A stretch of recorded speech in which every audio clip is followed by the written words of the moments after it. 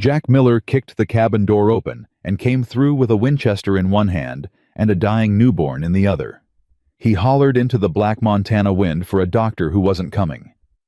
His shirt was already soaked red from a child he hadn't known existed an hour before, and the barefoot little girl trailing him, the one who'd pounded his gate and spoken 4 words that split his chest wide open, was still whispering them into the dark.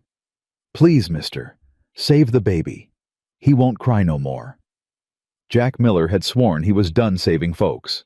He was dead wrong. Before this story rides another mile, friend, if you're listening tonight, do an old storyteller a kindness and tap that subscribe button and hit the little bell right beside it so you don't miss a single piece of what's coming next. And down in the comments, I want you to leave me the name of the town or the city you're tuning in from tonight. I like to know just how far this little story of mine has traveled across this country of ours. Stay with me all the way through to the end. This one's going to break your heart clean in half and then put it back together stronger than it was before. Jack Miller had been sitting alone by a dying fire when he heard it the first time. A sound so small, it barely passed for a sound at all. 3 soft taps against the gate. He set his coffee down on the floorboard beside his boot. "Wind," he said out loud to no one. He waited. He had become a man who waited. A man who sat by fires that burned lower every year and told himself that the company of silence was better than the company of people, because silence did not lie to you and silence did not leave. Silence, Jack had decided 3 winters back, was the only friend a man could keep for good. The taps came again, slower this time, but the same 3 of them.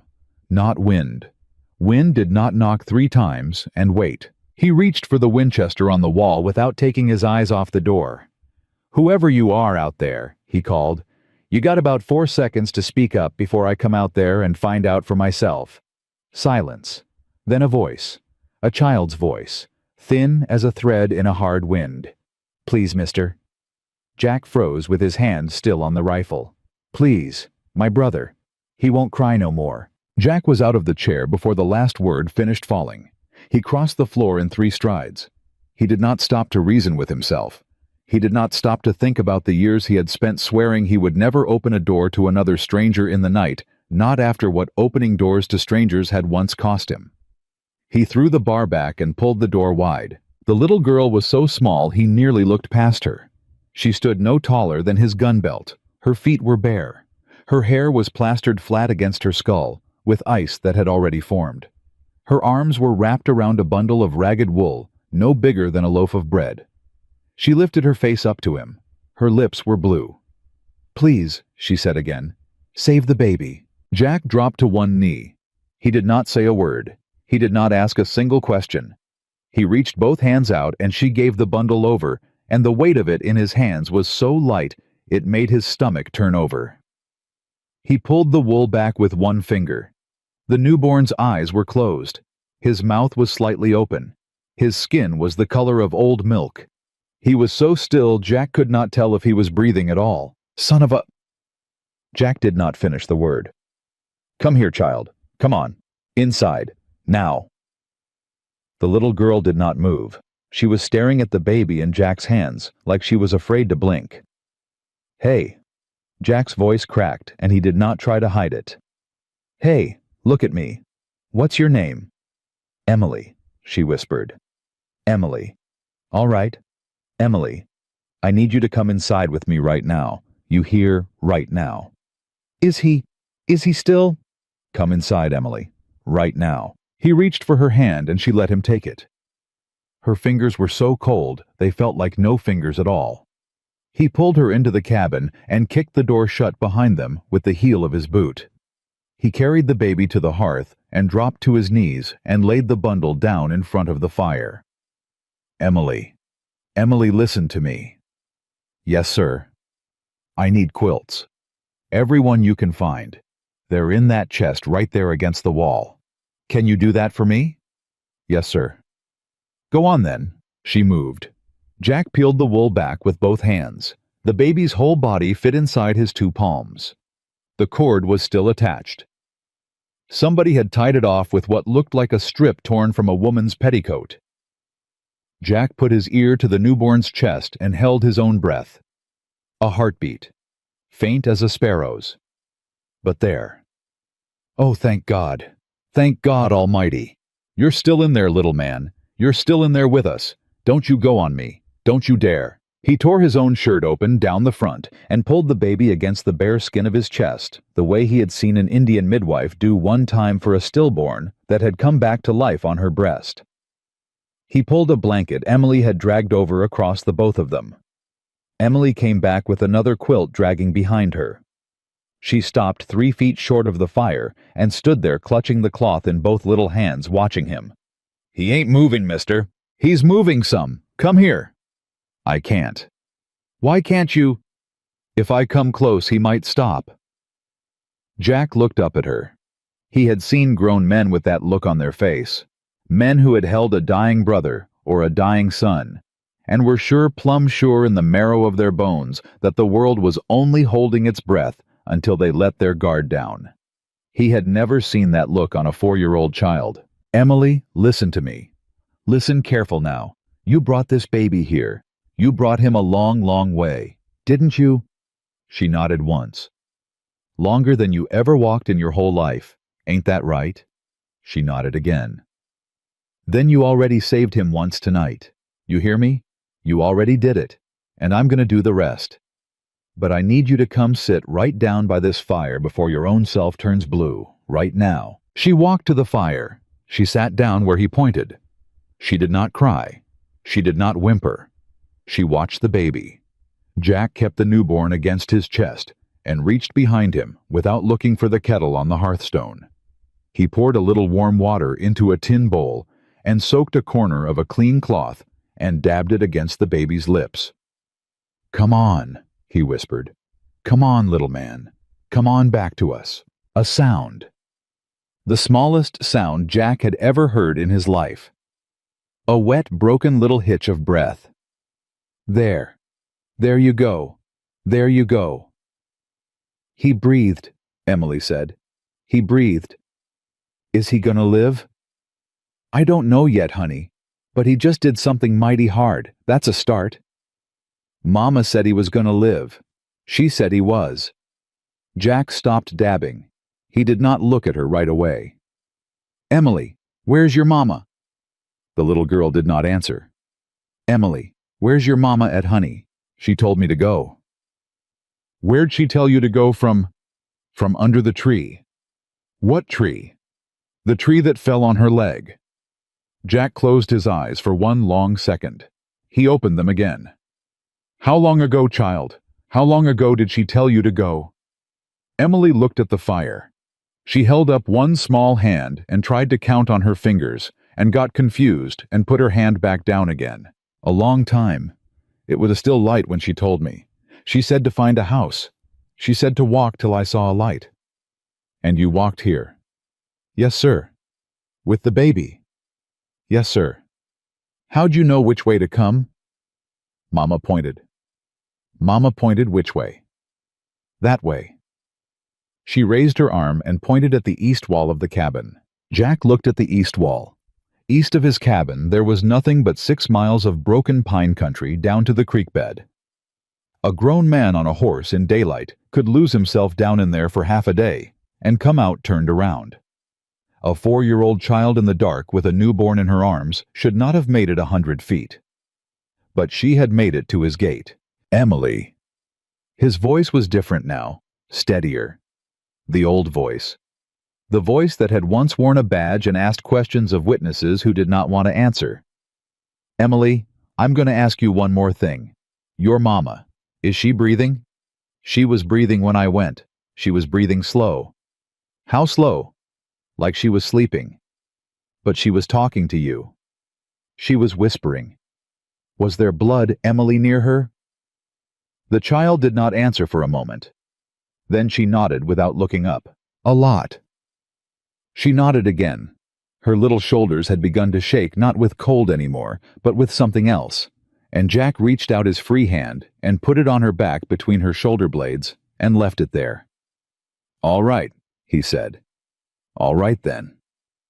He was quiet for a long moment. The baby against his chest took another of those small, wet breaths. Jack listened to it the way a man listens for rain in a drought. Emily. Yes, sir. You got a last name? Carter. Carter, all right. And your mama, her name? Sarah. Sarah Carter. Sarah Carter. And your papa? Where's he at? The child was silent a long time before she answered. Papa's in the ground. Papa's been in the ground since the cold came last. Jack did not speak for a moment. I'm sorry to hear that, Emily. I am truly sorry to hear that. Mr. Jack. My name is Jack. Mr. Jack. Yes, honey. Are you going to go get her? Jack did not answer at first. He looked down at the newborn against his chest. He looked at the fire. He looked at the door. He had promised himself over a grave 3 winters back that he was done being the man who rode out in the dark for other folks. He had promised himself. He had told God, and he had told the dirt, and he had told the horse he sold the week after, and he had told his own reflection in the shaving basin every morning since. Done, finished, turned in. Mr. Jack. He turned and looked at her. She was sitting exactly where he had put her, a little ice-haired thing no bigger than a sack of feed with eyes on him that were older than his own. Yes, he said. I'm going to go get her. Right now. Right now. Mama said don't go back. She said whoever comes, don't let them take us back. Jack stopped. Who, child? Who's coming? The men. What men? Mr. Sloane's men. Jack felt the cold in the room change. It was not the cold from the door anymore. It was the cold that moves up a man's spine from the small of his back when he realizes the story he is in is not the story he thought it was. Emily, look at me. Who's Mr. Sloane? He's the man who took Papa's papers. Mama said he's the one that took our farm. She said his men come in the night, and they came to your place. They came 2 nights ago. Mama said run. She said get my brother and run and don't stop. So we ran. We ran for a long time, and then she ran after us with the baby coming, and she fell and the tree. The child trailed off. She put both hands flat against her own small face. Jack walked over on his knees and crouched in front of her with the baby still tucked against his chest. Emily. Yes, sir. You listen to me good. You done your part. You walked the baby here.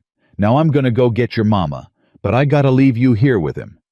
Here I need you to sit right by this fire, and I need you to hold him against you so he stays warm. Like I'm holding him now. Can you do that? What if he stops breathing? Then you lift him up and you blow on his little mouth like you're blowing out a candle. Not hard, just gentle. All right. All right. And if anybody knocks on this door while I'm gone, anybody at all, you do not open it. You hear me? What if it's Mama? Your mama can't walk, honey. I'm gonna carry her in. I'll call out to you when I get back. I'll call out my name. Jack. You don't open for anybody who don't call out Jack. You understand? Yes, sir. Good girl. Good girl. Jack put the baby gently into her arms and showed her how to hold him so his head was supported.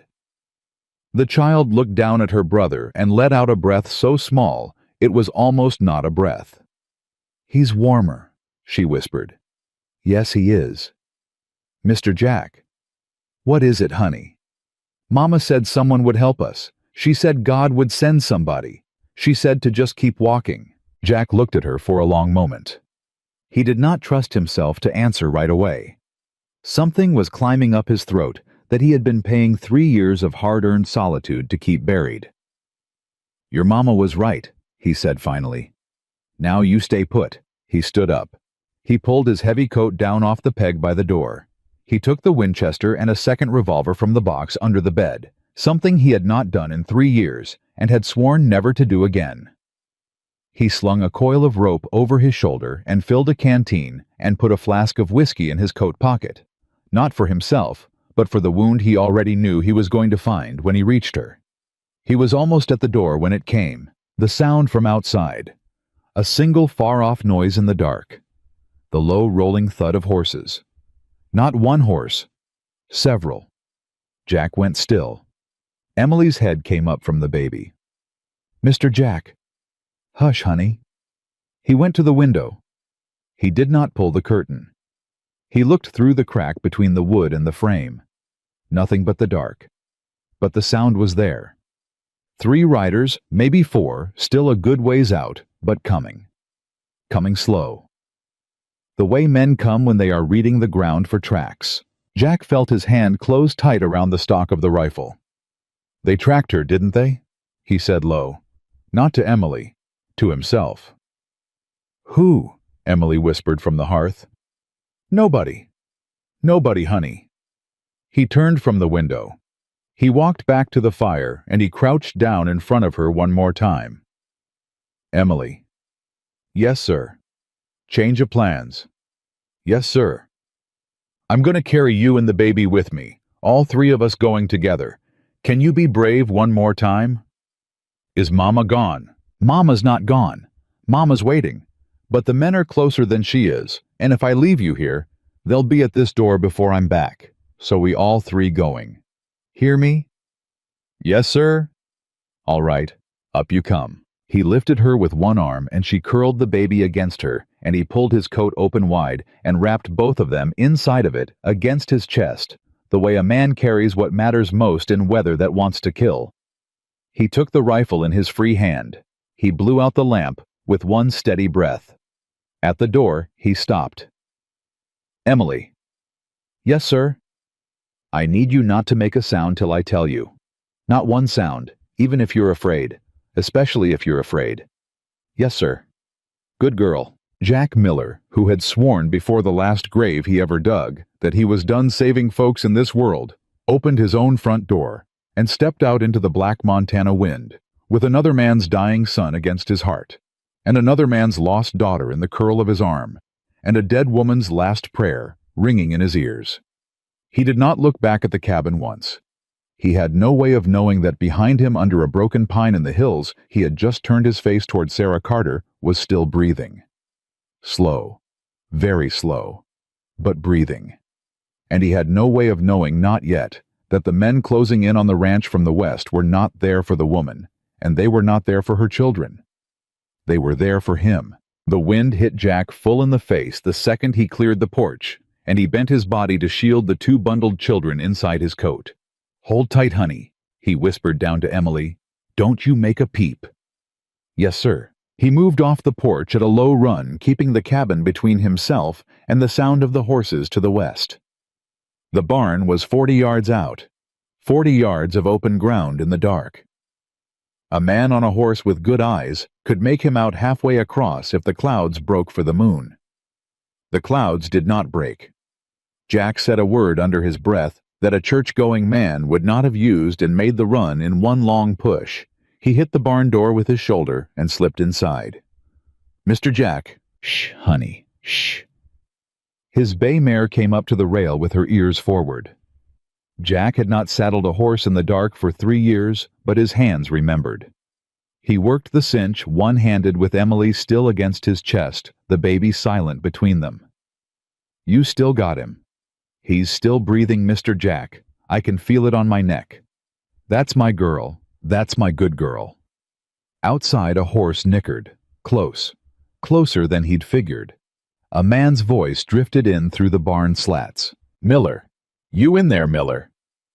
Jack went absolutely still. Miller. Don't make us come in after you. Mr. Sloan just wants a word. Emily's small hand gripped a fistful of Jack's shirt so hard it hurt. Mr. Jack, she breathed. That's him. That's one of the men. I heard him, honey. Hush now. Miller.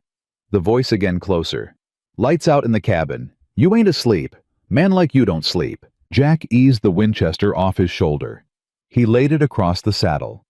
He bent his mouth down to Emily's ear. Emily. Listen sharp. I'm going to put you up on this horse in about 10 seconds. You're going to hold on to the saddle horn with both hands. The baby stays inside my coat. You understand? Yes, sir. When I say go, you close your eyes and you do not open them till I tell you. Clear. Yes, sir, Mr. Jack. Boots crunched on the frozen ground outside. 2 sets of them. maybe 3. Miller last time? Come on out. Jack lifted Emily up onto the saddle with one arm, steadied her there, and swung up behind her in one motion. The baby shifted against his chest and let out a soft, wet little whimper. Shh, little man. Shh, now. Not yet. Not yet.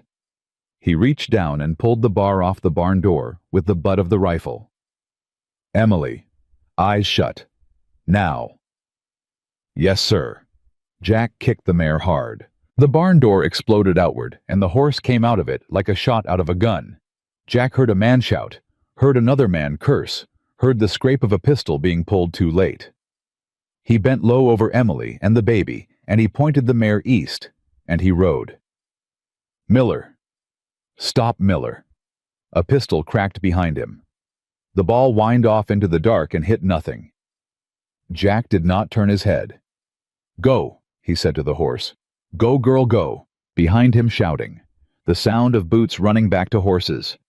They had not been mounted when they'd come up to the cabin. That was the only reason Jack Miller and the 2 children pressed against him were still drawing breath. He rode the mare hard through the broken ground for a full minute before he let her slow. Mr. Jack. Emily's voice small as a moth. Still here, honey. They're shooting at us. Was shooting, not now. Are they coming? They're coming. But this horse knows this ground. They don't. Where we going? Going to get your mama. The child was quiet for a long moment. Then she said very softly, You said you'd go get her, and you're going. I said I would. Papa used to say things and then not do them. Jack did not answer that. He nudged the mare to the left off the trail down through a line of pine he knew, like he knew his own hand. He had ridden this country alone for 3 winters. He had ridden it in the dark, in snow, in the kind of wind that peeled skin. He had ridden it when he did not care if he came back, and some nights he had ridden it hoping he wouldn't. Tonight he cared very much. Emily. Yes, sir. You said your mama pointed east from under the fallen tree. Yes, sir. How'd the tree look, Big Little? Big. It was big. It had the moss on it, like the green moss. On the north side. I don't know north, Mr. Jack. On the shady side, honey. The side where the sun don't hit. Yes. The moss was on the upside. Jack closed his eyes for 1 second and pictured the country in his head. A big pine, fresh fallen moss, side up. That put the top of the tree facing south. There was a stretch of old growth along the creek bottom about 2 miles east, where the wind had taken 3 big ones down the autumn before last. Emily, I think I know where your mama is. Is it far? Not far. Not far at all now. You did so good, honey. You walked so far. I had to. I know you did. The baby got real cold one time. I opened my coat, and I put him inside, and I walked with my coat open so he could be on my skin. Mama said that would work. Jack swallowed hard, and he did not speak for a long minute. Mr. Jack. Yeah, honey. Are you crying? No, Emily. It sounds like you're crying. It's the wind. Oh. Jack rode another 1/4 mile before he trusted his voice. Emily, how many men were at your house when your mama told you to run? 3 came that night. Mr. Sloane stayed in the buggy. The 3 men came up on the porch. 3 men on the porch. You sure?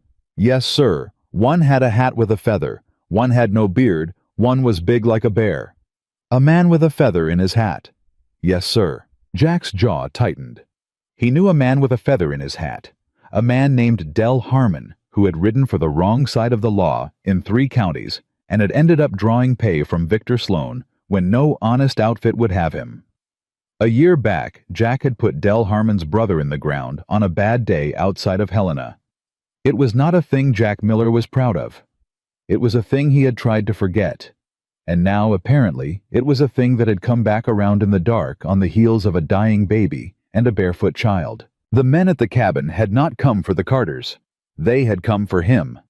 And somehow in the black miracle of that night, a 4-year-old girl carrying her silent newborn brother had knocked on Jack Miller's gate not 1 hour before men who wanted him dead had reached it.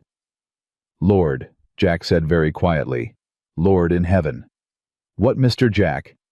"Nothing, honey. Just saying hello to somebody I ain't talked to in a while." The mare broke through the last stand of pine and the creek bottom opened up in front of them. Jack reined her down to a walk. He listened. "Emily, you hear anything? Your ears are younger than mine." The child was quiet. "No, Mr. Jack, just the water." "Good. That's good." He swung down off the horse with the baby still tight against his chest and helped Emily down after him. He tied the mare to a low branch. "Emily, you stay right here by this horse. I want to come. I know you do. But if your mama's in a bad way, I need to see her first. I need to see her first, honey. You understand?" The little girl looked up at him.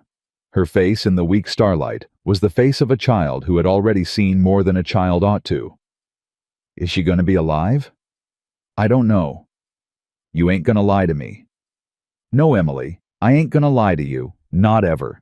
"Okay. Stay here. Hold the baby. If I call you, you come running. If I don't, you wait." "Yes, sir, Mr. Jack."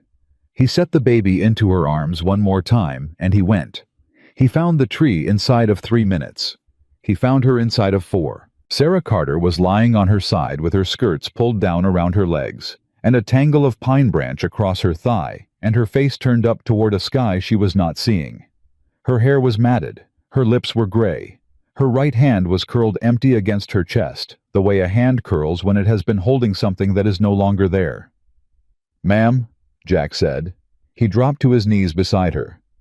"Ma'am, Sarah Carter, can you hear me?" She did not answer. He put 2 fingers against the side of her neck. A pulse. Thready, slow, barely walking, but a pulse. "Oh, thank God. Thank you, God. Thank you."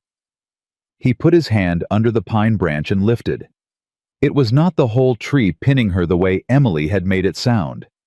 It was a branch as thick as his own arm that had fallen across her thigh and pinned the fabric of her dress. He lifted it off and threw it aside. Sarah, it's all right now. I got you. Her eyelids fluttered. My baby." "Your baby's alive, ma'am. Your baby's alive. Emily carried him. She carried him to my door." Emily. "Alive, ma'am. Both your children are alive. You hear me? Both of them. You did it. You sent her in the right direction." "Oh." It was a sound a woman makes when something that has been pressing down on her chest for a long time finally lifts. "Oh. Ma'am, I got to move you. I got to move you right now. There's men coming. You hear me? You got to stay with me." Sloan.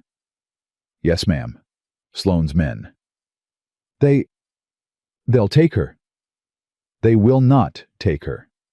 They will not lay one finger on her. I give you my word. Do you hear me? Give you my word." "Yes." "Say you hear me, Sarah." "I hear you." "Good. Now I'm gonna lift you. It's gonna hurt. You holler if you got to holler, but we gotta go." "Who?" Her eyes opened properly for the first time. They were the color of river water in autumn. They looked at him the way a drowning person looks at the rope. "Who are you, mister?" "Name's Jack Miller, ma'am. I got a ranch 2 miles west. Your little girl knocked on my door about an hour ago." "Jack Miller." "Yes, ma'am." The deputy." Jack stopped with his arms already halfway under her. "Ma'am." "My husband. Said your name, once. Your husband was William Carter." "Yes." Jack looked down at her face. A memory from 3 years back rose up in him so fast and so sharp it nearly knocked him over. A young homesteader standing in front of his desk at the sheriff's office in Bozeman, holding a piece of paper with trembling hands.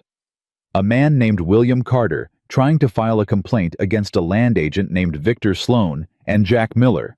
Then a deputy who had not yet buried his own wife and child and lost his taste for all of it, telling that man to come back in the morning when the sheriff was in. William Carter had not come back in the morning.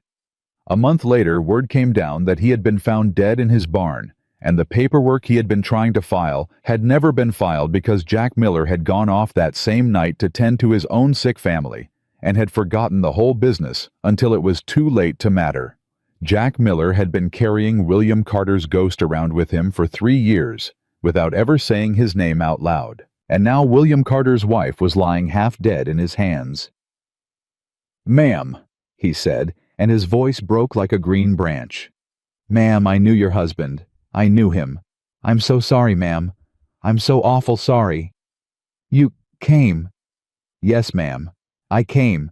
I came this time." He lifted her.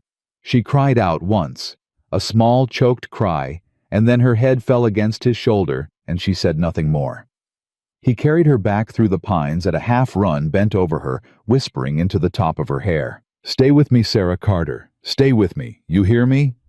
You stay right here with old Jack. You don't go nowhere. I owe your husband a debt, ma'am, and I aim to pay it tonight. Do you hear me? Do you hear me?" "Mr. Jack," Emily's voice from up ahead. "Mr. Jack, I hear horses." Jack came up through the last of the pines with Sarah in his arms, and he heard them too. Off to the northwest, coming hard. They had cut for sign at the cabin, and they had found the mare's tracks leading east, and they had come after him at a gallop. "Emily, get on the horse." "But Mama?" "I'm putting her up with you. Get on." The child scrambled up into the saddle with the baby still tucked tight inside her coat. Jack lifted Sarah up behind her and tied her wrist loose to the saddle horn with a strip of his own belt. He swung up behind all 3 of them. The mare grunted under the weight. "Easy, girl, easy. One more hard ride. One more." "Mr. Jack?" "Yeah, honey." "Mama's so cold." "I know she is, honey." "Is she gonna—" "She's gonna live, Emily. She's gonna live because you walked in the dark for 4 hours with your baby brother inside your coat. You hear me? Your mama's alive because of you. Say it back to me. Mama's alive because of me. Say it again. Mama's alive because of me. Don't you ever forget that, child. Not for the rest of your days. You hear? Yes, Mr. Jack." He kicked the mare. She lunged forward. Behind them faint, but closing the sound of 4 horses moving fast. Jack Miller, who had sworn off the work of saving folks 3 winters back, bent low over a dying woman and her 2 children, and rode for the cabin he had just abandoned, with no plan in his head beyond reaching the 4 walls of the only home he had left. He did not know yet that Del Harmon was not going to stop at those 4 walls. He did not know yet that the cabin and the barn and every stick of wood he owned were already burning. He only knew that Sarah Carter's heart was still beating against his arm. And that was for the moment enough to ride on. Jack smelled it before he saw it. Smoke, pine smoke, and the sharper, uglier smell of tar paper burning. He knew that smell. Every frontier man knew that smell. "No," he said. "No, no, no." "Mr. Jack?" Emily's voice small. "Keep your eyes forward, honey." He came around the last bend at a hard canter, and his cabin was already half gone. The barn was going up worse. A column of black smoke was climbing straight into the cold sky, and the nearest flames were reaching for the woodshed. Jack reined the mare down so hard she almost sat back on her haunches. "Mr. Jack, the house." "I see it, Emily. I see it." "Your house is burning." "I know, honey." "Why would they burn your house?" "Because they're cowards." "Hush now." Sarah Carter stirred against his shoulder. Her voice came out of her like it was being dragged. "They did this." "They did, ma'am." "Because of us." "No, ma'am. Not because of you. On account of me.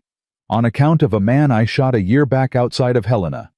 This has been coming for me a long while, Sarah. You and your babies just happened to knock on the same door it was coming to." "Oh, God." "Don't you God nothing, Sarah Carter. Don't you blame yourself 1 inch. Your girl saved my life tonight as sure as I'm saving yours. You hear me? If Emily hadn't come to that door, I'd have been asleep in that cabin when they lit the match." Sarah made a sound that might have been a laugh and might have been a sob. She wouldn't stop walking." "I know she wouldn't." "Told her? Find a light?" "She found one, ma'am. She found the only one for 4 miles. Jack wheeled the mare hard and pointed her south away from the burning ranch, away from the killers somewhere behind them.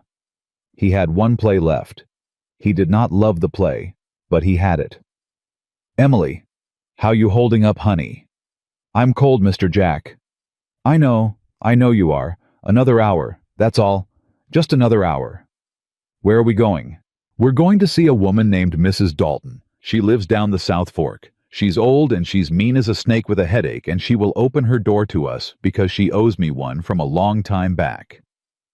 "Is she a doctor?" "She's better than a doctor, honey. She's a woman who's brought about 40 babies into this world and buried 3 husbands, and she knows how to keep quiet. You understand me?" "Yes, sir." "Good girl." The mare labored under the 4 of them. Jack could feel her starting to stagger in the soft spots. He talked to her under his breath, the way a man talks to a horse he loves. "Steady, girl. Steady now. Just the creek. Just the creek and the willow stand. You can make the willow stand." Behind them, far behind now, but not far enough, a single gunshot cracked in the dark. A signal shot. Del Harmon calling his men in. "Mr. Jack?" "I heard it, honey." "They shot at us again." "No, that was them calling to each other. They lost our tracks in the creek." "Is that good?" "That's better than good. Now hush." 3 more minutes of hard riding brought them to a low cabin tucked into a cut in the hills, with one yellow window still glowing against the night. Jack did not slow the mare until he was 10 feet from the porch.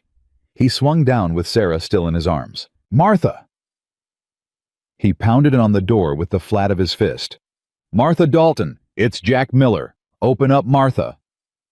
The door came open a crack, and the barrel of an old shotgun came out of it before the person holding the shotgun did. "Jack Miller, you son of a mule, what in the name of—" "I got a woman near dead, and a newborn baby, and a barefoot child, and 3 men riding behind me that want all 4 of us in a grave before sunrise. Let me in, Martha. Let me in right now." The shotgun lowered. The door opened wide. Martha Dalton was 70 years old if she was a day, and she was built like an old oak fence post, and she did not waste words. She took one look at Sarah in Jack's arms, and one look at the bundle against Emily's chest, and her mouth set in a line. "Bring her to the back room. Move, boy." "Yes, ma'am." "Child, you come with me too. Baby first. Give me that baby." Emily looked up at Jack. "Give her the baby, honey. She knows what to do." Emily handed the bundle over. Martha Dalton peeled back the wool with one brown and knotted finger. Her eyebrows went up and did not come down. "How old is this boy?" 2 days, maybe 3, ma'am." Jack was already carrying Sarah toward the back. "His mama went into labor out in the pines running from Sloane's men. Tree came down on her leg after the birth. Girl carried the baby 4 miles in the dark." 4 miles. "Yes, ma'am." "Barefoot." "Yes, ma'am." Martha Dalton looked down at Emily. Her old face did something it had not done in many years. It softened. "Child, what's your name?" "Emily, ma'am." "Emily, you sit in that chair by the stove. You do not move. I'm gonna warm up this baby, and then I'm gonna warm up you. Can you sit?" "Yes, ma'am." "Good girl." Martha turned her shoulder to Jack and jerked her head toward the back room. Jack carried Sarah in and laid her on the bed. Martha came in behind him with the newborn pressed against her own chest inside her shawl. "Out, Jack." "Martha, Out. Boil water. Tear strips from that sheet in the trunk. Do not come back through that door until I call you." "Yes, ma'am." Jack stepped out. He closed the door behind him. He stood in the main room of Martha Dalton's cabin with his hands shaking for the first time since 3 taps had come against his gate, and he looked over and saw Emily sitting in the chair by the stove, exactly where Martha had told her, her bare feet not touching the floor, her eyes fixed on that closed door. "Emily." "Yes, Mr. Jack." "Come here, honey." She slid off the chair and came to him. He went down on one knee and opened his coat and wrapped her inside it, against his chest, and he held her there. She did not cry. She stood inside his coat, with her cheek against his shirt, and her small arms did not move. "You were the bravest little girl in the whole territory tonight, Emily Carter," he whispered into the top of her head. "You hear me? The bravest little girl in the whole territory." "Mr. Jack." "Yeah, honey." "Is Mama gonna die?" "I don't know, honey. But she's with the best woman west of the Mississippi right now." "If she dies, what happens to us?" Jack stopped breathing for a second. "Emily, she ain't gonna die." "But if—" Jack pulled her back a little so he could see her face. He put one hand under her chin. "Emily Carter, you listen to me. You listen good. No matter what happens in that back room, no matter what, you and your brother have got a place to lay your heads. You hear me? You got a place. I don't care if it's a tent in the pines. You got one. I swore a thing to your mama not an hour ago, and I'm swearing it to you now. You will never, never be set out alone in this world again. Not while Jack Miller draws breath. Do you hear me, child?" The little girl looked at him for a long moment. Then she nodded once, and she put her face back against his shirt. "Okay, Mr. Jack. All right then." He held her there by the stove. He boiled the water. He tore the strips. Time crawled. 20 minutes, 30. He could hear Martha Dalton moving around in the back, and once he heard Sarah cry out a weak, broken little cry, and once he heard the newborn make a sound he had not made yet, a proper small wet mule, like a kitten, and Jack Miller, a man who had not let himself cry in 3 years, had to turn his face to the wall for a long moment. The back door to the room opened. Martha came out. Her sleeves were rolled up past her elbows. Her forearms were streaked. Her eyes found Jack's. "She's gonna live." Jack put one hand flat against the wall because he was not sure his legs were going to hold him. "Say it again, Martha." "I said she's gonna live, boy. Not easy, not fast, but she's gonna live. Legs not broken, bleeding stopped. She'll walk again in a month if she don't fight me." "The baby." "The baby's nursing." "He's what?" "Nursing Jack. Which is a small miracle considering how long he's been running on nothing. His mama's milk come down while I was working on her. Body knew before she did." Jack laughed. It came out broken. He had not laughed in a very long while. "Emily." Martha looked past him to the girl still inside his coat. "Child, you want to see your mama?" Emily nodded without speaking. "Come on then." Emily went. Jack watched her go through the door. He stood there in the middle of Martha Dalton's front room with his hands at his sides, and he did not know for a long moment whether to sit down or fall down. Martha closed the door behind the child and turned to Jack. "Now," she said. "You. Me. 3 riders coming after a man don't burn a man's cabin unless they got a reason. What did you do, Jack?" "I shot Del Harmon's brother a year ago, outside of Helena." "That was you." "That was me." "I heard that was a clean shoot." "It was." "Then Del Harmon can go to hell." "Martha, they're gonna come here. Sooner or later. They're tracking us. They've already burned my place. They ain't gonna stop." "They ain't gonna find this cabin before daylight, Jack Miller. Not in this wind. I know every folder in these hills, and there ain't a one of them knows the South Fork. You got till sunrise." "Till sunrise to what?" "Till sunrise to figure out what in the name of creation you're gonna do next. Because after sunrise, son, they will find this cabin. And I will not have a dying woman and 2 small children in my back room when they do."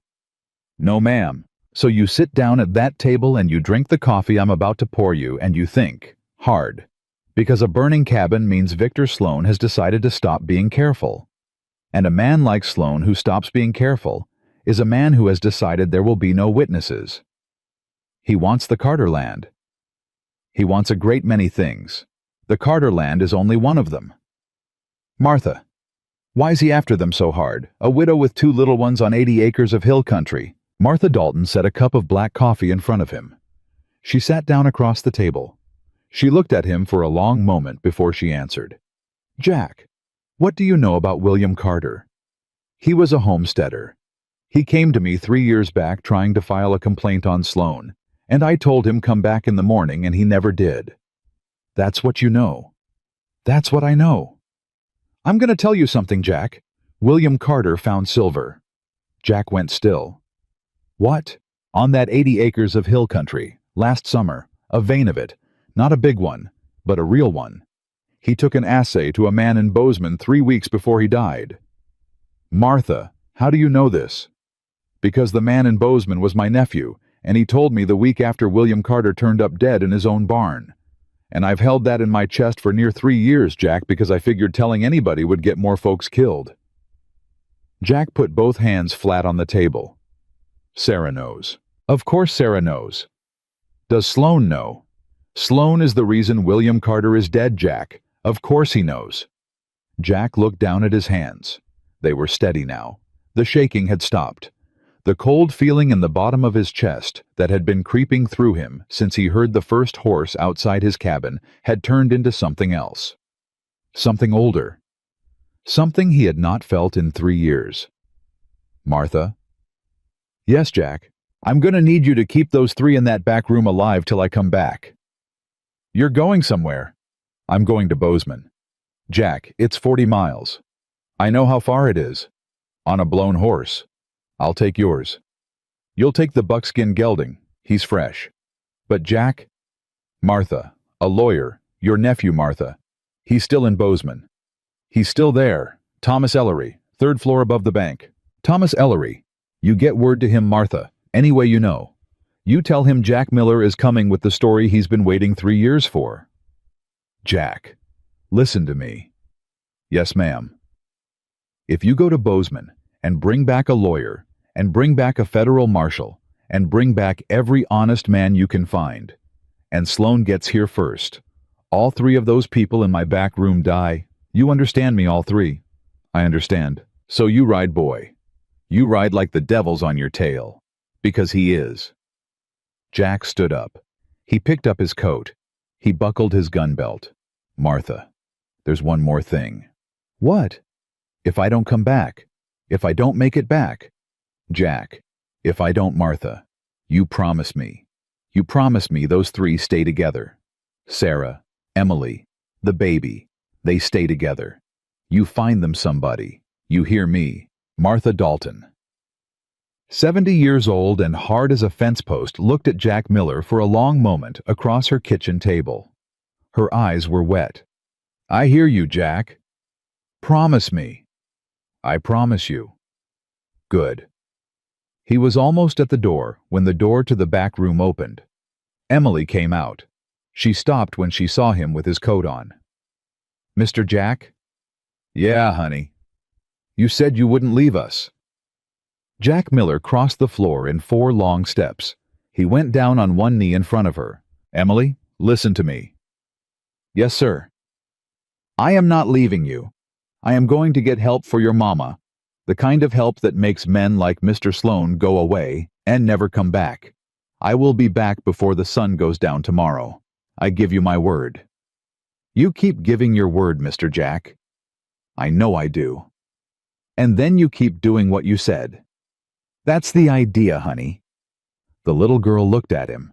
Then she reached up and she put one small, cold hand flat against the side of his face. Don't die, Mr. Jack. Jack Miller had to close his eyes for 1 long second. I won't, Emily. I promise. He kissed the top of her head. He stood up. He looked at Martha. Martha nodded once. Jack Miller walked out of Martha Dalton's cabin at 3 o'clock in the morning with a borrowed gelding and a borrowed rifle and a borrowed cause that had somehow in the space of 4 hours become the only thing in the world he cared about. He mounted. He pointed the gelding south. He leaned forward in the saddle and he spoke one word to the horse. The horse broke into a run.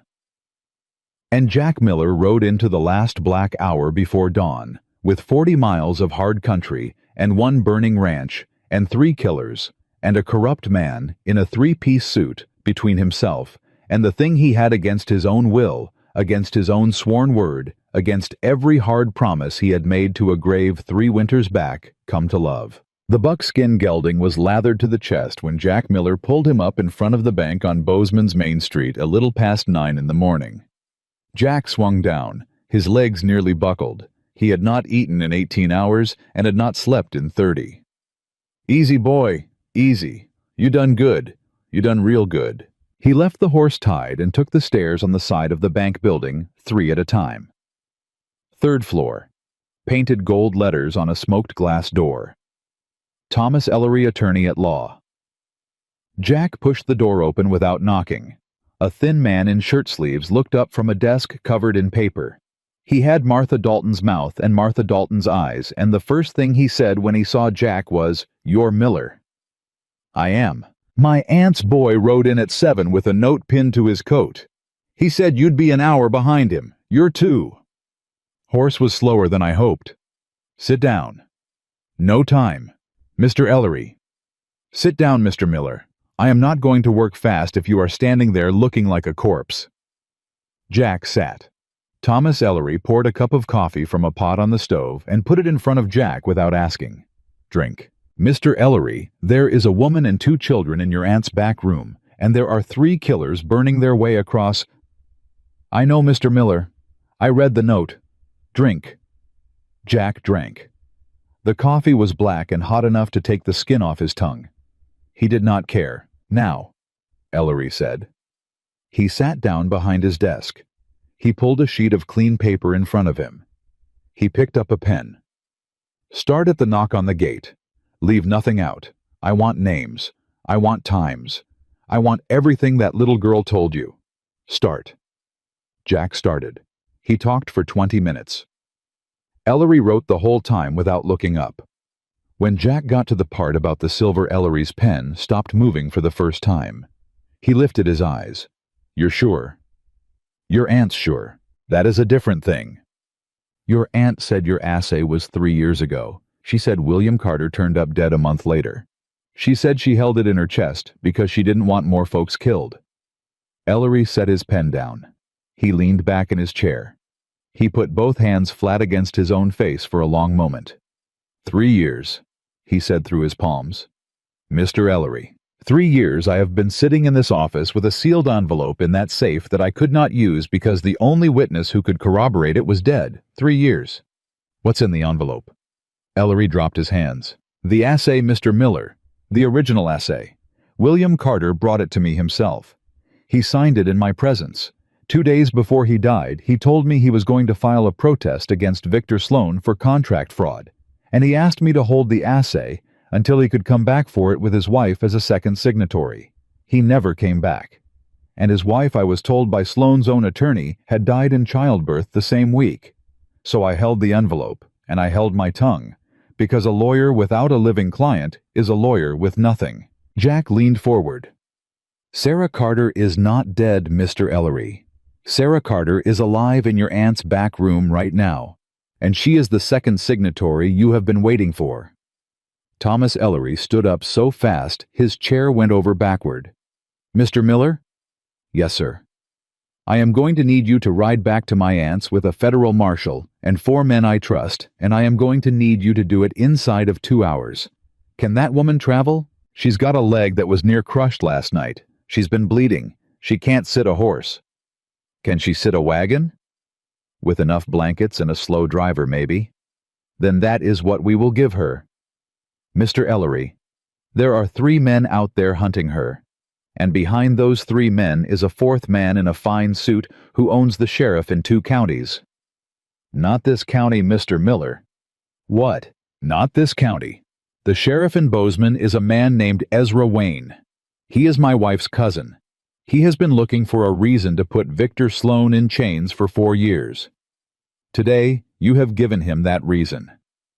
Jack stared at him.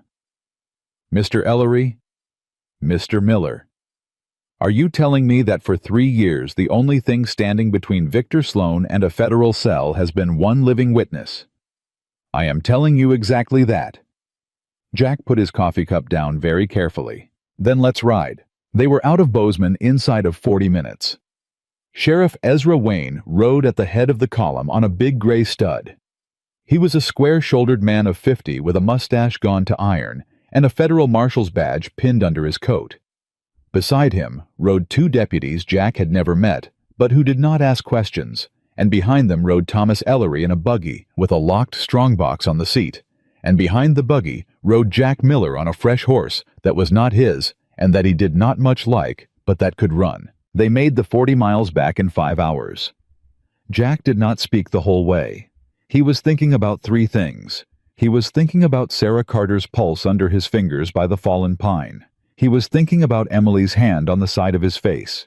And he was thinking about the smell of his own burning cabin. They came up on Martha Dalton's place from the South Ridge a little after 2 in the afternoon. Jack pulled up hard. "Sheriff?" "I see it, son." 3 horses tied at Martha's hitching rail. 3 horses Jack did not know. One of them had a saddle with silver conchos and a feather tucked in the band on the saddle horn. Del Harmon had found the cabin. "How long?" Wayne asked low. "Those horses ain't been standing long, less than an hour." "Ellery, stay in the buggy. Stay behind the rise. Do not come down until I send for you." "Sheriff." "Ellery, do as I say or I turn around right now. I am not riding a witness's attorney into a gunfight." "Yes, sir." Wayne looked at Jack. "Miller, you ever been in a house with hostages before?" "Twice. Lived to tell it both times. I'm here." "Good enough. I go in the front. My deputies take the back. You go where?" "I go in the window of the back room. I know the window. I know what side of that room she's on." "Can you fit through it?" "I'll fit." "Then you fit. On my shot." They came down the ridge at a walk fanned out quiet as men could be. Jack slid off his horse 50 yards out and went the last of the way on foot through the brush. His boots did not make a sound. His hands did not shake. He came up under the back window of the cabin and he flattened himself against the logs and he listened. A man's voice inside, not loud, calm, the calm of a man used to getting his way. "Mrs. Carter, I have been very patient. I have been very reasonable. Now you are going to sign this paper or I am going to have Mr. Harmon take your daughter out to the yard. Do you understand me?" Jack's jaw locked. Sarah's voice, weak but clear. "I will sign nothing." "Mrs. Carter." "Nothing. You are a woman who just gave birth 3 nights ago in the woods. You are bleeding. You have a 4-year-old child in this room, and an infant son, who is the only reason you are still drawing breath. I am offering you a pen. I am offering you your children. Take the pen." Jack closed his eyes for 1 second. Victor Sloan was in the cabin. Not just his men. The man himself. Martha Dalton's voice. Dry as old bark. "Mr. Sloan, I have buried 3 husbands, and I have buried 2 of my own babies, and I have delivered 40 souls into this world with these hands. You do not frighten me. Put that paper away." "Mrs. Dalton." "You put that paper away, or I will tell the Lord Almighty when I see him what kind of man stood in my kitchen and threatened a 4-year-old child." A pause. Then Sloane's voice again softer, uglier. "Mr. Harmon." The child. Emily's voice. Not crying. Steady. "I'm not afraid of you, mister." "Is that so, little one?" "My mama said you were coming. My mama said you would say bad things. My mama said a man came to our door and he would not let you hurt us." "Did your mama mention the name of this man?" "No, sir." "A pity. Mr. Harmon, take her." Jack did not wait for the sheriff's shot. He came through the back window in one long crash of glass and splintered wood, and he had the Winchester leveled before his boots hit the floorboards. Del Harmon was reaching for Emily with one hand and going for his pistol with the other, and Jack Miller put a rifle round through Del Harmon's shoulder before Harmon's pistol cleared the holster. Harmon went down screaming. "Emily down!" Emily dropped flat. The front door of the cabin exploded inward at the same moment, and Sheriff Ezra Wayne came through it with a double-barreled shotgun leveled, and his voice like a whip. "Nobody move federal marshal hands where I can see them." 2 of Sloane's men went for their guns anyway. A deputy came through the back door and put one of them on the floor with a pistol shot to the thigh. The other got his weapon halfway up and met the business end of the sheriff's shotgun and thought better of it and dropped his piece on the floor. In the middle of the room, a small, well-dressed man with pomaded hair and a silver watch chain stood very still with both his hands already raised. "Sheriff Wayne," he said smoothly, This is a misunderstanding.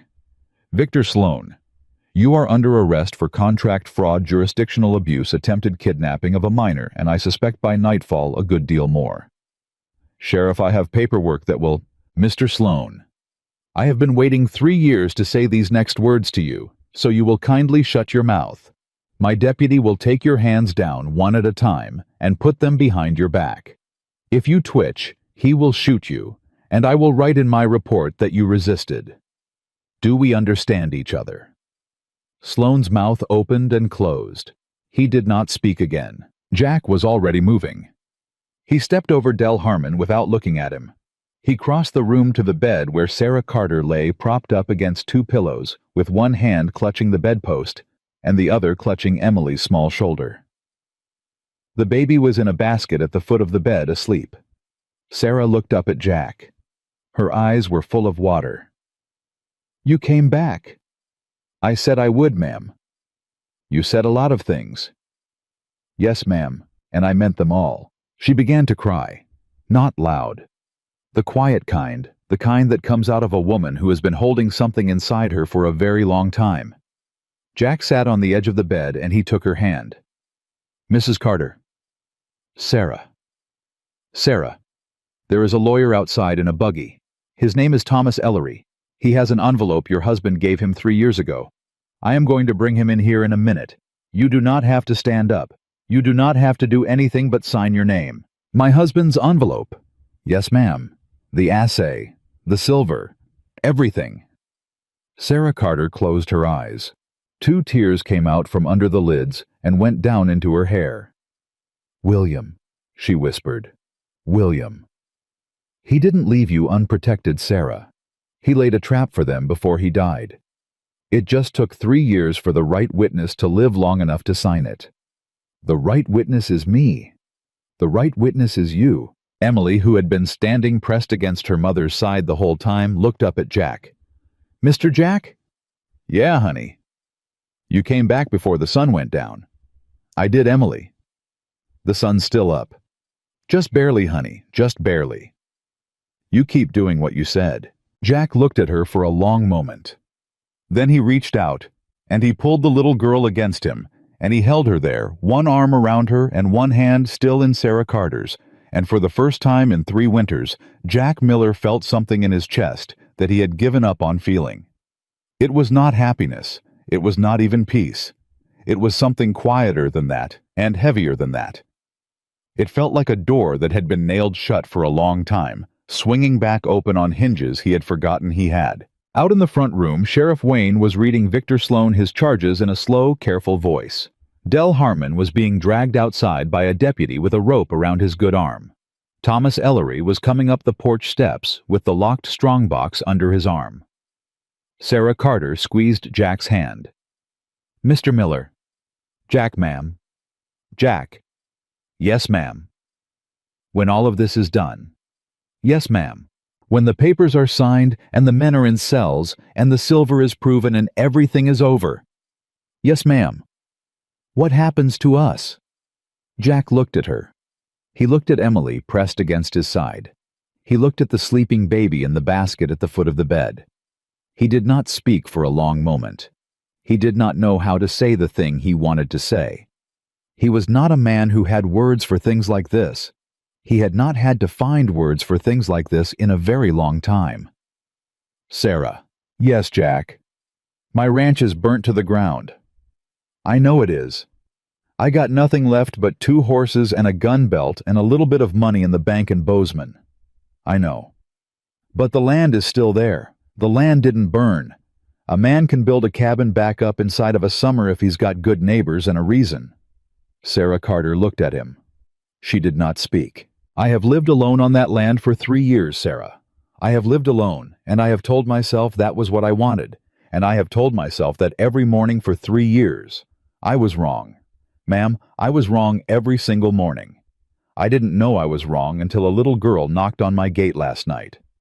Jack. I am not asking you for anything, Sarah. Not now, not today. You are a woman who lost a husband, and you are a woman who is grieving, and you are a woman who needs time. What I am saying to you is this. When the papers are signed and the men are in cells and everything is over, you and your children have a place. You have land. You have a man who will build a cabin on it with his own 2 hands, and you have a man who will sleep in the barn until he builds another one, if that's what you need him to do. You have that. Whatever else comes, comes in its own time." Sarah Carter did not answer for a long moment. Then she lifted his hand that was holding hers, and she pressed it against her cheek, and she held it there. "Jack Miller." "Yes, ma'am." "My husband told me once. He told me there was a deputy in Bozeman who had eyes like a man who had seen too much. He said he couldn't remember the name. He said he hoped that deputy would find his way back to the land of the living one day." Jack could not speak. "I think you found your way, Jack." "Sarah, I think my Emily walked you back." Outside the cabin, the sun was beginning to sink over the hills of South Montana. Inside the cabin, a sheriff was writing down charges, and a lawyer was opening a strongbox, and a 4-year-old child was pressed into the side of a man who had sworn 3 winters back that he would never again let a child that close. And Sarah Carter held Jack Miller's hand against her face and did not let go. The trial came 3 weeks later in the circuit courthouse in Bozeman, and every seat in the room was taken an hour before the doors opened. Word had traveled. A widow, a barefoot child, a burned ranch, a federal marshal, and a lawyer with a 3-year-old envelope. The territory had not seen a case like it in a long time. Sarah Carter walked into the courtroom on her own 2 feet. She walked slow. She walked with a cane Thomas Ellery had bought her in town, and with her right hand on Jack Miller's arm. But she walked. 3 weeks before, a woman had been carried unconscious through the door of Martha Dalton's cabin with a newborn who could not cry. That same woman now crossed the courtroom floor to the witness chair with her head up and her mouth set. "Mrs. Carter, are you able to stand?" "I am, Your Honor." "You may sit if you prefer." "I prefer to stand, Your Honor, if it please the court." "It pleases the court, Mrs. Carter." Victor Sloan sat at the defendant's table in a suit that no longer fit him quite right. His hair was no longer pomaded. He did not look at Sarah when she came in. He did not look at her through most of what followed. The one time he tried to, Sarah turned her face and looked at him directly, and Victor Sloan found something on his own cuff to study. Thomas Ellery rose. "Mrs. Carter, will you state your name for the court?" "Sarah Ann Carter." "And your husband's name?" "William Thomas Carter." "And when did your husband die?" "Mrs. Carter." 3 years ago, this past November." "Would you tell the court how?" "My husband was found hanging in our barn. The county ruled it a suicide."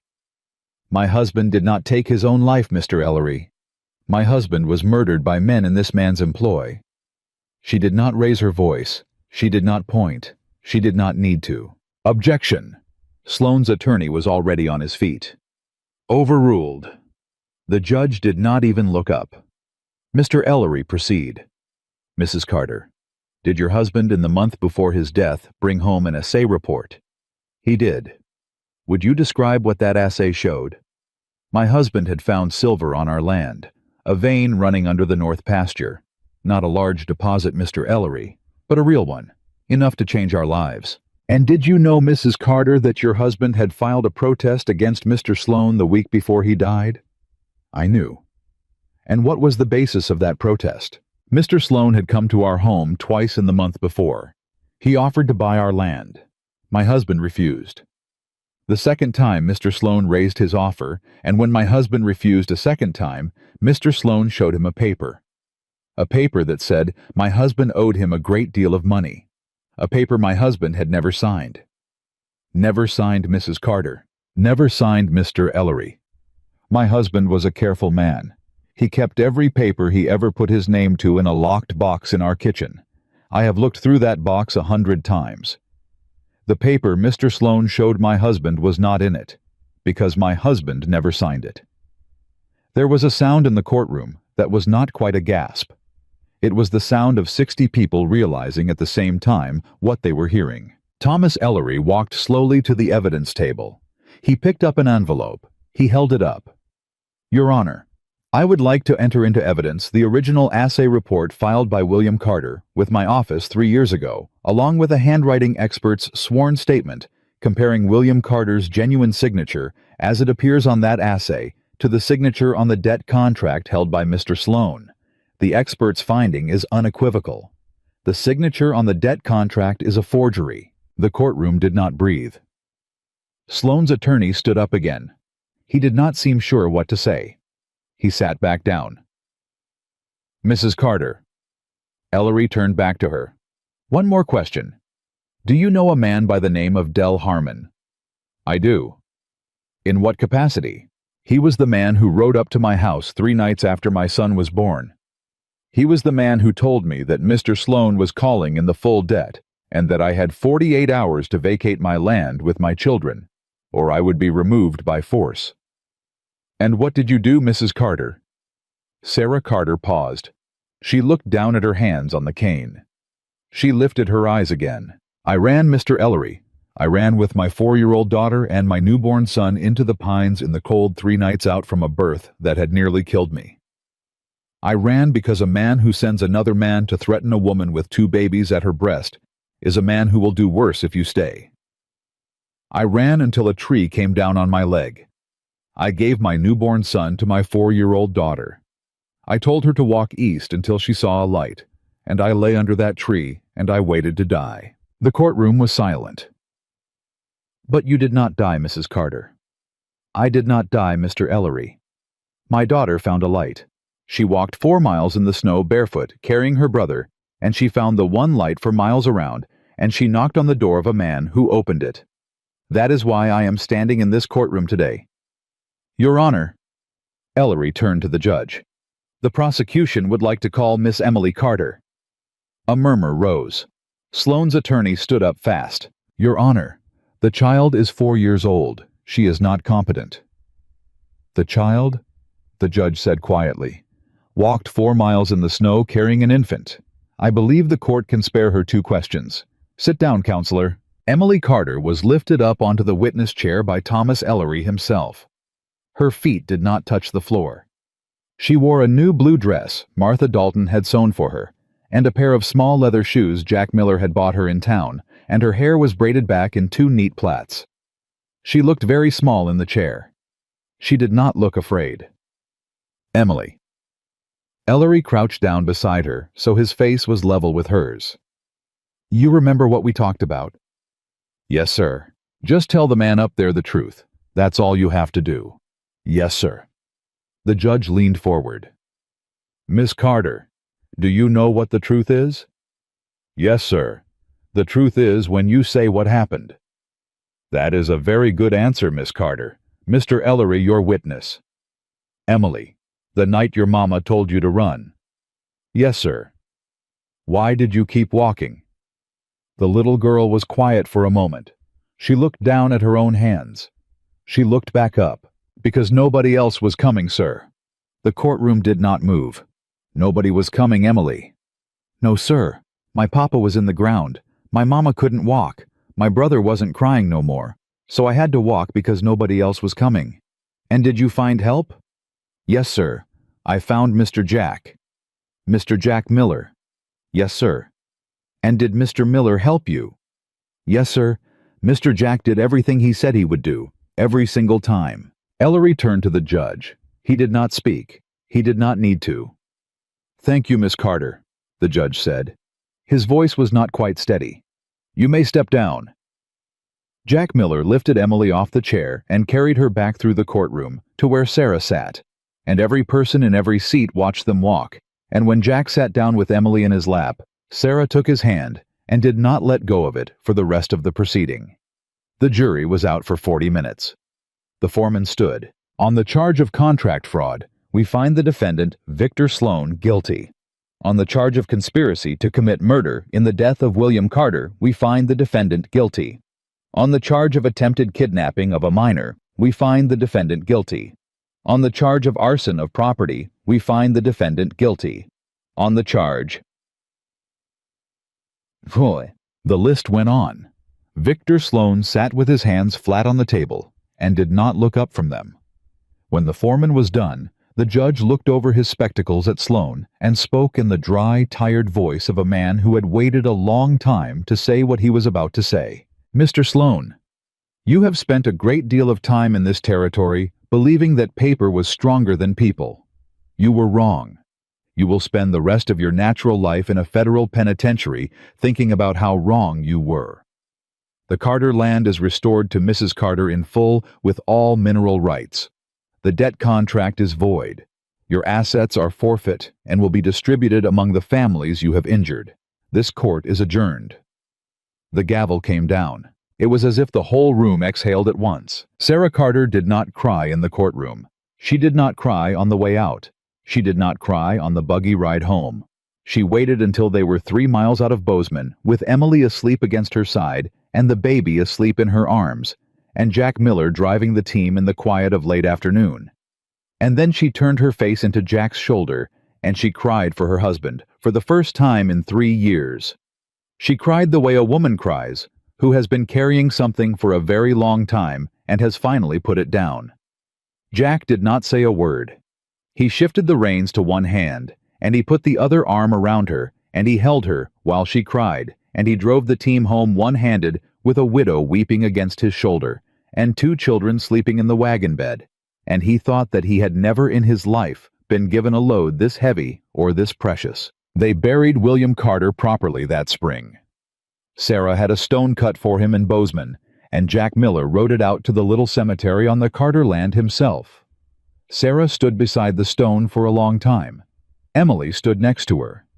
Jack stood 3 paces behind them with his hat in his hands. When Sarah was ready, she turned and she looked at Jack and she said, "He would have liked you, Jack Miller." "I wish I'd known him better, ma'am." "You know him, Jack. You know him through his children. That's all the knowing a man needs." They built the cabin back through the summer. Jack did the framing himself with help from 2 of Sheriff Wayne's deputies who came out on their days off, and from Thomas Ellery, who could not hammer a nail straight to save his soul, but who came anyway, and from Martha Dalton, who sat on a stump and gave orders and was almost always right. They built it bigger than Jack's first cabin. 2 rooms for the children, a proper kitchen, a porch that faced east toward the sunrise, because Sarah had said one evening quiet that she liked to see the first light of the day. The silver vein was not as large as Victor Sloane had believed, but it was enough.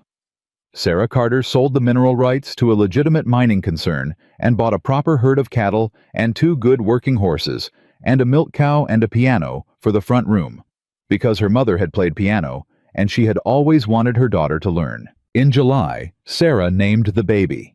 She named him William after his father, but around the house they called him Will.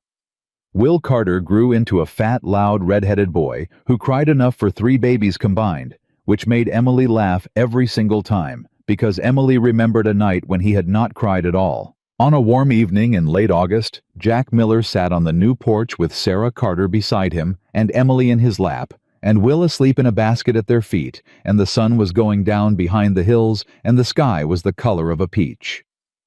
"Jack?" "Yes, ma'am." "It's been 6 months." "I know it has." "You said you would sleep in the barn until I told you different." "I remember." "I'm telling you different." Jack did not speak for a long moment. Emily in his lap was pretending to be asleep and was not fooling anybody. Sarah: "Yes, Jack." "I am not William Carter. I will not ever be William Carter. I would not try." "I know you would not."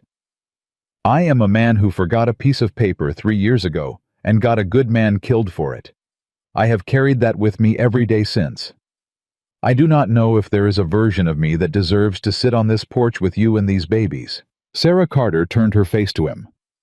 "Jack Miller, listen to me." "Yes, ma'am. You did forget that paper, and a good man died.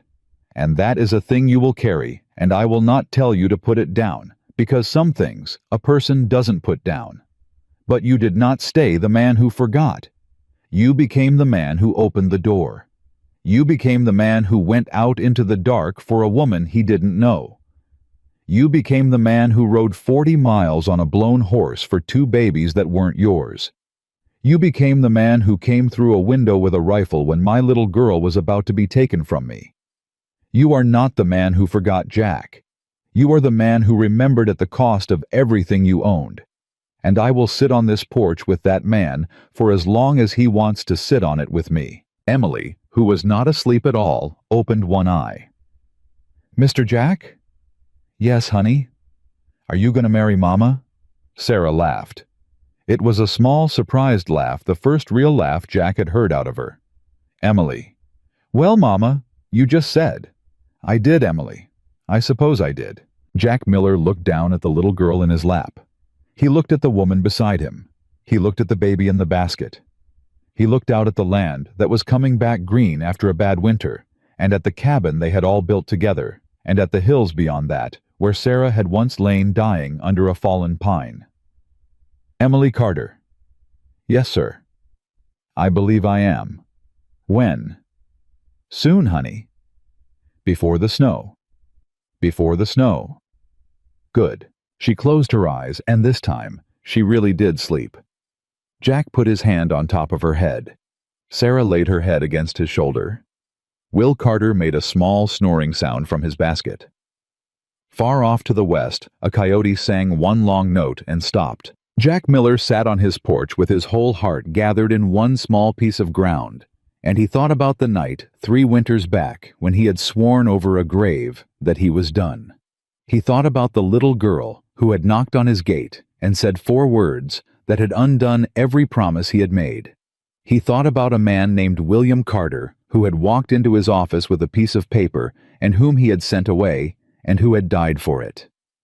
He thought about how a life can end at 30 and begin again at 33 on the same patch of Montana dirt if a child walks far enough in the dark and if a man finally opens the door when she knocks. He did not know on that August evening that there would be 2 more children.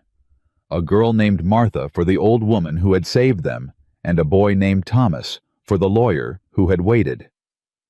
He did not know that Sarah Carter would live to be 81, and that she would die in that same bed, in that same cabin, with his hand in hers, and that her last words to him would be "Thank you for opening the door." He did not know that Emily Carter would grow up to be a school teacher in Bozeman, and would tell her own children the story of the night she walked 4 miles in the snow, and that her children would tell their children, and that 100 years later a woman in Montana would still sit her grandchildren down and say, "Your great-great-grandmother walked 4 miles in the snow when she was 4 years old, carrying her baby brother, and she knocked on a door, and a man opened it, and that is how our family began." He did not know any of that yet. He only knew that the sun was going down, and that his house was full, and that the door of Jack Miller's heart, which had been nailed shut for 3 long winters, stood wide open at last, and would never again be closed. Jack Miller was home. And months and, um, you know, times I've been gainfully employed. I'm super thankful that I should be able to land on my feet pretty easily as well. Um, yeah, I'm going to reach out to various contacts and stuff like that. And, you know, I'm setting myself up for success for the most part, right? My resume is already written. All I have to do is just tailor it for specific jobs, right? As needed. And that sort of thing. Ideally, I'm going to land on my feet with a remote job again. That would be ideal because I've been remote worker for over 6 years at this point. So that would be nice. But we shall see what they decide to well, what the, what it is. However, in any case, I've already I reached out to a friend who is a wait, what did I do pearl on these? What the heck? Why did I do pearl on these exactly? I'm a little confused. Why did I do pearl here? The end. That's very confusing. It's very, very confusing.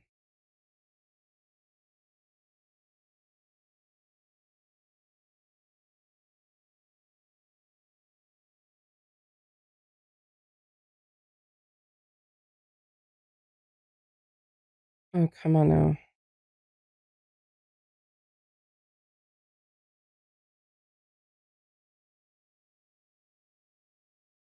Okay.